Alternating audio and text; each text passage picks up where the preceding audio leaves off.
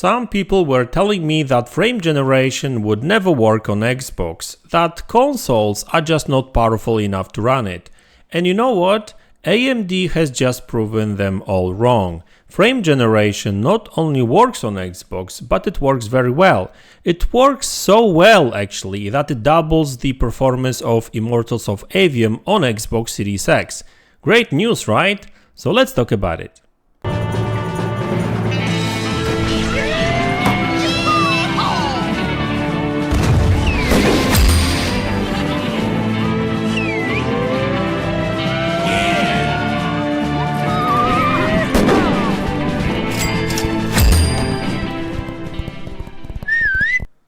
Hey guys, welcome back to the channel.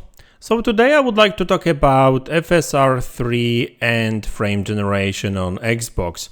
Now I want to clarify something real quick. The reason why I'll be talking about Xbox alone in this video is that the update for PlayStation 5 wasn't, I think, available when Digital Foundry tested it, or it arrived later, something like that. Either way, Digital Foundry managed to test the Xbox Series X version and Xbox Series S version too. So yeah, that's why we'll be focusing on that. So if there's going to be an update on PlayStation 5 version, I would be curious to see the results too. So I'll probably talk about it too.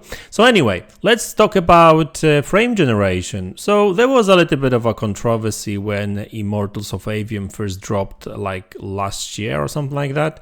The game was an early Unreal Engine 5 game. It wasn't perfect technically, so it had some performance issues and image quality issues.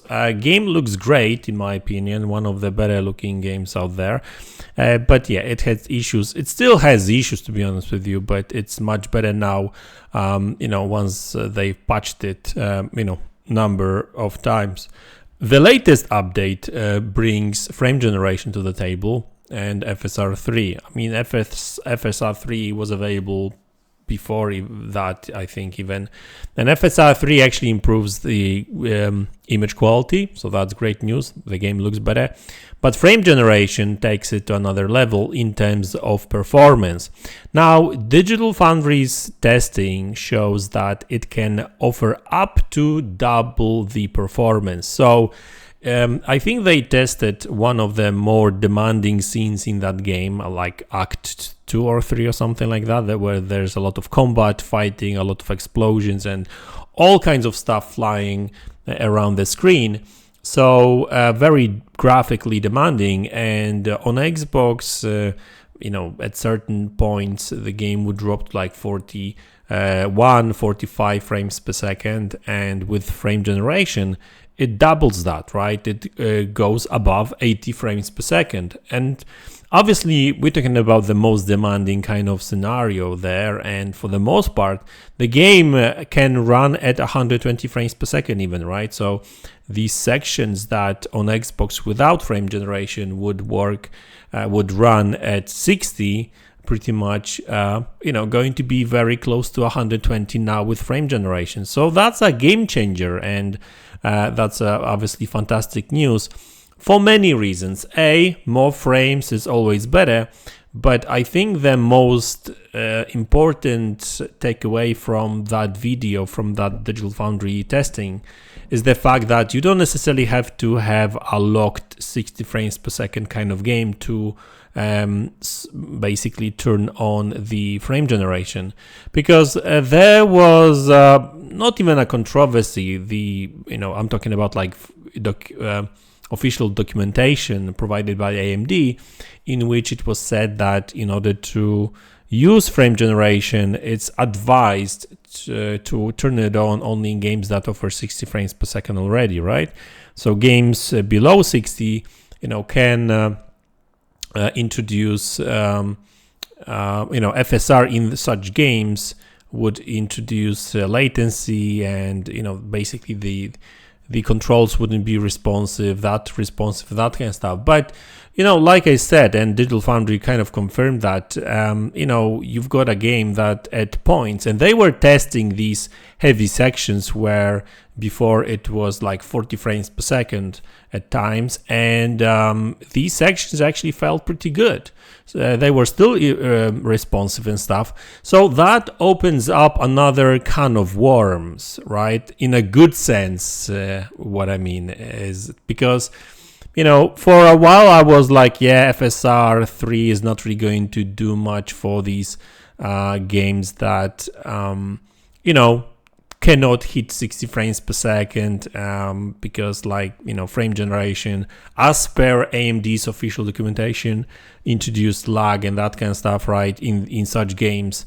But looks like, I don't know what the developers of Immortals of Avium did, but whatever they did, it works, right? So looks like this is a great proof of concept, basically proving to other developers that it can be done, that you can actually have a game that drops way below 60. I'm not talking about 2-3 frames here and there. We're talking about a game that in some sections runs at 40-45 frames per second, right? There's a lot of games like that on Xbox, and they are being locked because, like, nobody really wants to play that kind of games. But frame generation actually, you know, makes it much better.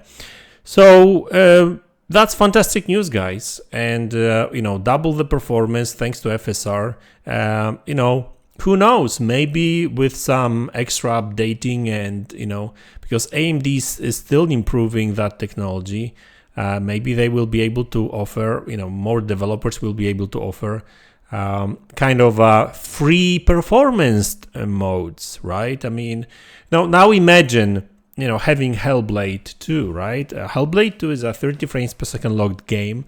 So now imagine that maybe you could just turn on frame generation, and you know, Digital Foundry did show that the game, even in current state on that Frankenstein kind of console PC they are using for testing, can pull off, you know, sometimes even 60 frames per second, sometimes way below that. But, you know, what Immortals of Avium shows is that even in games, such games that drop way below 60, so 50, 45 frames per second, you can have performance mode that will offer you, you know, these higher frames.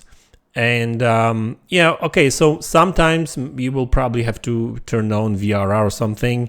I don't know if they would, because I'm not sure how frame generation works with VSync, because ideally you would want to have a mode that, you know, just VSync to 60 frames per second, right? But I'm not 100% sure that would actually work with frame generation. So worst case scenario, for people that have TVs or monitors with VRR, well, you get, you know, great, you know, much better responsive game, right? I mean, you know, at the end of the day, not only you are getting 60, right, but you are getting 80, sometimes up to 120 frames per second, and the graphics don't get compromised much, because a lot of performance modes in these games on consoles, you get either performance or graphics, right? So a lot of times these games will offer or have offered,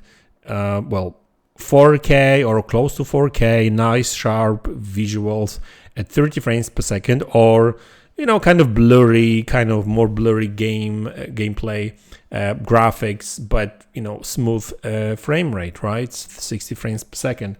So maybe frame generation used on a kind of bigger scale could offer us kind of both of two worlds, right? Both a nice combination of nice graphics and sharp image quality, and, you know, good performance.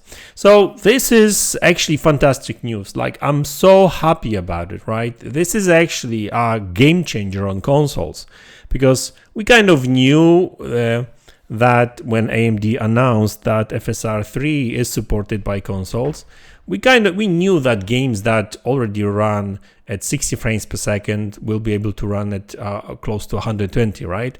Without much of image quality compromise, but which is obviously great news too. But, you know, always the biggest problem on consoles was the fact that, you know, you would get games that run at 30, right? But if there's games that can pull off at least 45 frames per second, that's still much better than locked 30 frames per second, right? So listen, at the end of the day, great news. I'm actually looking forward to seeing more games using that technology on consoles, and you know, hopefully Microsoft and Xbox and PlayStation will work with AMD also, and maybe figure out a way to implement this technology in games that are on a lower frame rate kind of scale, right? So that would be great news if that happened. But yeah, looks like all these software improvements over the years actually makes a huge difference. And I mean, who knows what we're going to end up with when it comes to software and solutions and stuff when it comes to these consoles. You know, hopefully all games will be 4K 60 frames per second, right? Sounds like a dream, but we'll see how that goes. So anyway, guys, that's the video. I hope you enjoyed it. Let me know in the comment section below what you think about it, and I will see you all in the next one. Take care.